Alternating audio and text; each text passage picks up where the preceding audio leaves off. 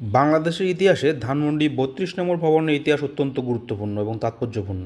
এই ভবনটি বাংলাদেশের স্বাধীনতার ইতিহাস এবং জাতির জনক বঙ্গবন্ধু শেখ মুজিবুর রহমানের জীবনের সঙ্গে ওতপ্রোতভাবে জড়িত। ধানমন্ডি ৩২ নম্বর ভবনটি ১৯৬০ সালের দিকে নির্মাণ করা হয়। এটি মূলত শেখ মুজিবুর রহমান এবং তার পরিবারের বাসভবন হিসেবে ব্যবহৃত হতো। এই বাড়িটি ছিল বঙ্গবন্ধুর রাজনৈতিক কর্মকাণ্ডের কেন্দ্রবিন্দু এবং বহু গুরুত্বপূর্ণ রাজনৈতিক সিদ্ধান্তের সাক্ষী। ১৯৭১ সালে বাংলাদেশের স্বাধীনতা যুদ্ধের সময় বঙ্গবন্ধু শেখ মুজিবুর রহমান এই বাড়ি থেকেই স্বাধীনতার ঘোষণা দেন। পাকিস্তানি শাসকের বিরুদ্ধে আন্দোলন গড়ে তোলার জন্য এই বাড়িটি একটি প্রতীকী স্থান হয়ে ওঠে। ১৯৭১ সালের ২৫ মার্চ রাতে পাকিস্তানি বাহিনী শেখ মুজিবুর রহমানকে এই বাড়ি থেকে গ্রেপ্তার করে। ১৯৭৫ সালের ধানমন্ডি ৩২ নম্বর বাড়ি ১৯৭৫ সালের ১৫ আগস্টের এক মর্মান্তিক ঘটনার সাক্ষী। সেদিন বঙ্গবন্ধু শেখ মুজিবুর রহমান এবং তার পরিবারের বেশিরভাগ সদস্যকে বাড়িতে নির্মমভাবে হত্যা করা হয়।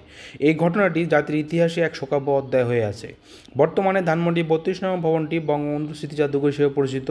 এখানে বঙ্গবন্ধুর জীবন সংগ্রাম এবং স্বাধীনতা আন্দোলনের বিভিন্ন নিদর্শন সংরক্ষিত আছে।